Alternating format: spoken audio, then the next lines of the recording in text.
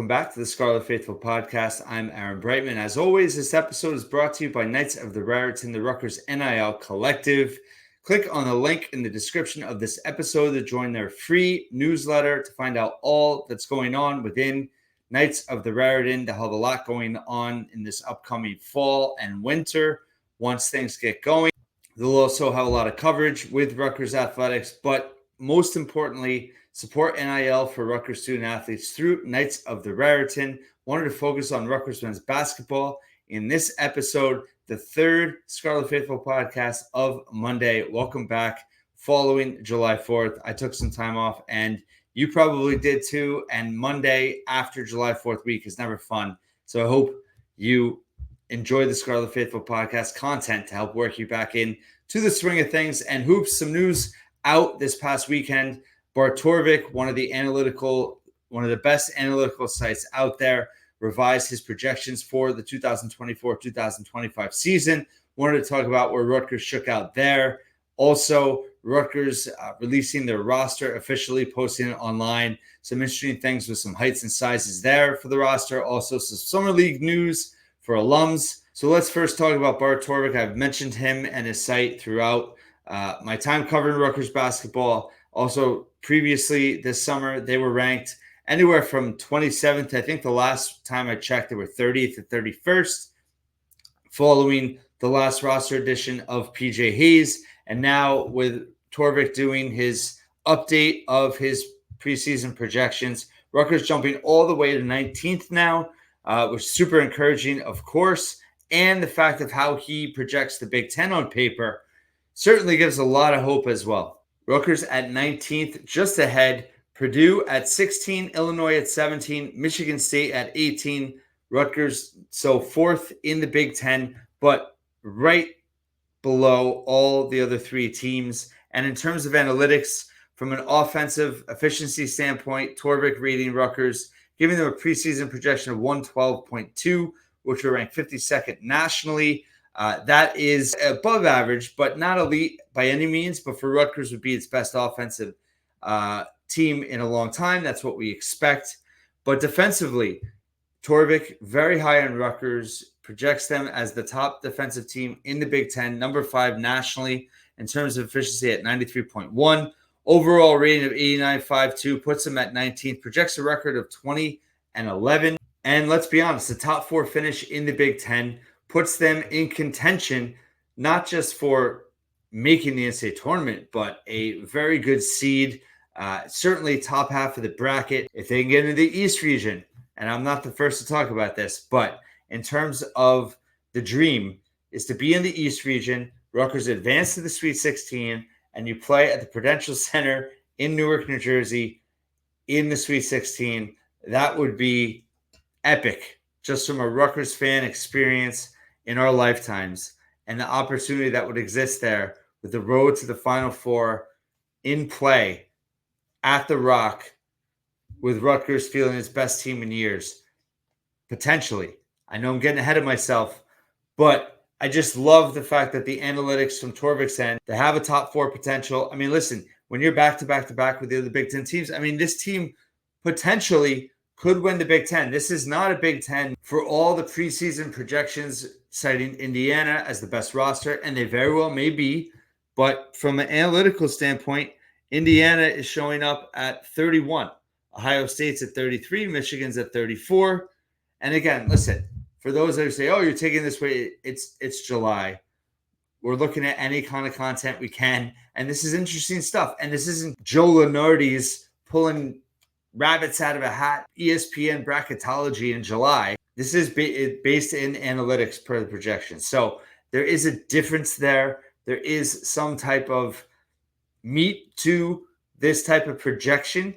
And of course, I mean, there's a handful of teams. I mean, there's probably 9 or 10 teams that could finish in any order in the Big Ten. My point, though, is there's no one team that stands above the rest on paper. They're all right there. And Rutgers is in the mix. Greg Waddell and Carter Elliott of the Sleepers did their preseason top 25 projections a few days ago. They ranked Rutgers, I believe, 22nd and 23rd, respectively. There's more and more buzz coming. And again, certainly from a Rutgers fan perspective, we're all, whether you're cautious, skeptical, nervous, all of the above. The bottom line is this team has a ton of talent and I think is their deepest team in years. What's interesting about Torvik's projections is from the defensive side.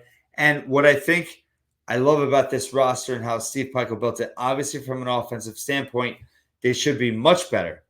But the athleticism and the size of this roster should give you confidence that from a scheme perspective, defensive perspective, Steve Pikiell is going to be able to push the right buttons to make this a very dangerous defensive team. And I think you're going to see pressing. I think you're going to see a lot of forced turnovers.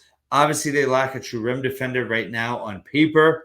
However, I think there are other aspects of this defense and how Steve Pikiell is going to approach things. They're going to create problems. I talked about this in a prior episode, maybe a couple of weeks ago, just the size they're going to have on the perimeter and how they're going to be disruptive, not just in terms of forcing turnovers, but really taking teams out of their offense, speeding them up, forcing them to start their half court, later in the shot clock, farther away from the rim than they want to. Those are things that are going to add up that I think they're going to be really good at with the roster that they have and the different lineup combinations that Steve Pikiell can mix and match. And then in terms of the 10 projected contributors that Torvik has, some interesting things there. In terms of offensive rating projections, he has Ace Bailey and PJ Hayes at 115, Dylan Harper at 114, Zach Martini actually with a team high of 119.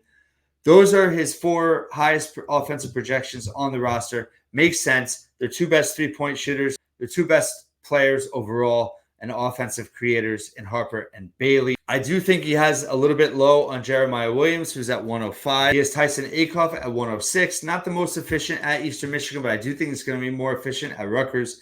Obviously, right now, missing time with that fractured foot. Talked about that about a week and a half ago when that was announced. But the number 8 scorer in the country last year, I think the importance of him finding a role, if he can solidify himself as that 4th scorer in double digits for Rutgers, it's going to be a huge boon for this team. And then he's got four players in the top 10 under 100 in terms of offensive efficiency. He has Lathan Somerville, Dylan Grant at 98 each, Jordan Durkak and JaMychal Davis at 97 each. I really think Durkak can be better than that. I had him on the podcast last week. Check that interview out if you missed it over the holidays. But just in terms of his ability to create, get to the rim, free throw rate, finish at the rim, find teammates, his high assist rate. Yes, he had a very high turnover rate at Merrimack. That's going to be something he's got to work on. He's showcased some shooting now in the summer league, the Jersey Shore Summer League. I think he's going to be a better player than he's been just in terms of offensive efficiency. So I'm high on the better numbers there. And then again, Somerville and Grant, we have no idea what to expect. I do think Somerville's going to play a pretty big role. I think Dylan Grant's very intriguing. And we'll see what happens there. He has Egbole and Bryce Dortch as 2 non-contributors, along with Jacob Morales, a walk-on. Again, these are projections, but I think overall, how Torvik projected Rutgers from an individual offensive standpoint, there's actually room to grow there. And I don't think they're at, their highest point in terms of how he's looking at it, in terms of how the numbers were crunched. So I find that very encouraging. Overall, he's got 15 teams in the top 50. So as always, it's going to be very competitive, but UCLA newcomer at 24, notable as well. I mentioned Indiana, Ohio State, and Michigan in those early 30s. Wisconsin 41, Maryland 42, Oregon 43, Iowa 46, Nebraska 47, Northwestern 48, and USC 50. Minnesota, Washington, Penn State far behind in the 70s, as expected.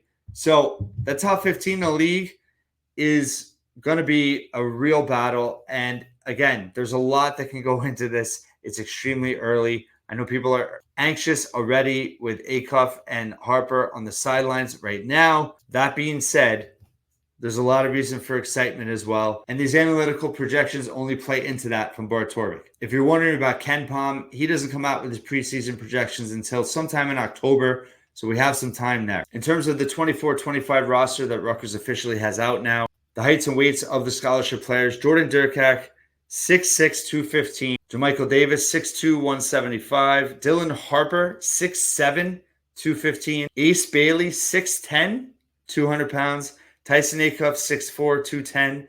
Bryce Dortch, 6'9", 205, Dylan Grant, 6'7", 205. Emmanuel Ogbole, 6'10", 270. PJ Hayes, 6'6", 220. Lathan Somerville, 6'10", 275.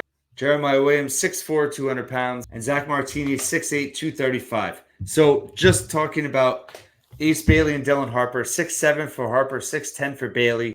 That is significant and certainly growth there for both of them. Harper has certainly filled out as well. Even since his high school career, he just looks a lot stronger, even from a few months ago. Ace Bailey obviously needed to add some muscle to that frame, but I mean, his just ability to create and his offensive skill set, his overall ceiling as a player, can't wait to see him on the court this year. In terms of the Rutgers backcourt now, so you have JaMychal Davis at 6'2", you have Jeremiah Williams and Tyson Acuff at 6'4", you have Jordan Durkak at 6'6", and you have Dylan Harper at 6'7". That is some serious size in the backcourt. You have PJ Hayes at 6'6" on the wing. You have Zach Martini at 6'8". You have Dylan Grant at 6'7", who I think will play a little bit more inside. You have Bryce Dortch at 6'9", and then you have a trio of 6'10" players with Ace Bailey, Lathan Somerville, and Emmanuel Ogbole. That is an extremely big team.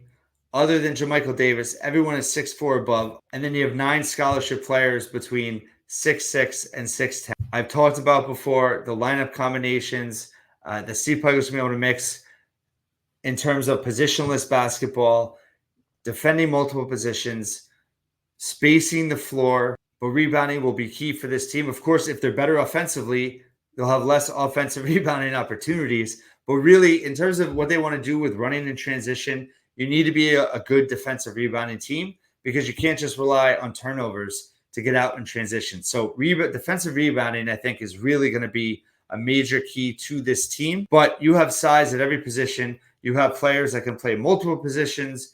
You have different looks you can give teams in different situations, in different matchups. It's a very versatile team. And I've said before, I think Steve Pikiell is at his best when he has that type of flexibility, not only from a depth perspective, from a talent perspective, from a lineup perspective, size-wise, all that skill set, but also just in terms of this being a one-year team, not being bound to multi-year starters, and really being able to play situational basketball and make the right decisions, which are going to be key in terms of having the right guys out there, finding chemistry with certain rotational lineups and all that. Have to make it work. If you look at this roster, definitely a couple surprises in terms of size. Also, Durkak at 6'6".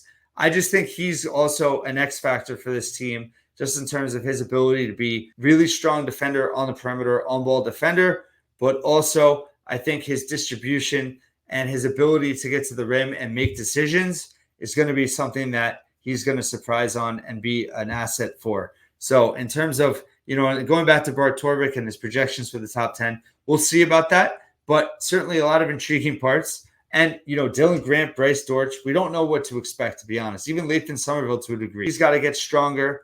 Dylan Grant, Bryce Dortch have to get stronger as well. But if one of those, two of those, obviously Somerville, we're hoping will be productive at the 5 in some capacity, but we haven't really given much to Grant or Dortch. And again, these are guys that could come in and really surprise. They were highly rated recruits as well. So we'll see what happens there. But just another step in this offseason, seeing the full roster online is certainly exciting. And just a couple of housekeeping notes in terms of the NBA Summer League. Caleb McConnell won the G League last year with Oklahoma City, now playing with the Charlotte Hornets, and played pretty well on Sunday. And then also Ron Harper Jr. coming off of that shoulder surgery where he, first year as a rookie of the G League for the Toronto Raptors, played pretty well. Second year, hurt his shoulder early on, missed the rest of the season, was ultimately cut, and now ends up with the world champion Boston Celtics. Going to be hard to make that roster or even get an invite to camp. But if he plays well enough in the Summer League for Celtics, you hope that more opportunities open up for him with other teams. So good to see both of them get invited to the NBA Summer League, see what happens there. But overall, a lot of excitement with Rutgers men's basketball. Also, one thing I forgot to do with the Bart Torvik projections closing here in terms of non-conference opponents. Houston's number 1, Alabama's number 8. Again, none of that has been confirmed with the Vegas tournament. It sounds like they're going to open with Notre Dame, who's at 69, and then play Houston or Alabama, and potentially the third game being matched up with the other bracket. So we'll see there. But looking like they're going to have a top 10 team in terms of Torvik on the schedule. Notre Dame at 69, Seton Hall at 90, Princeton at 99.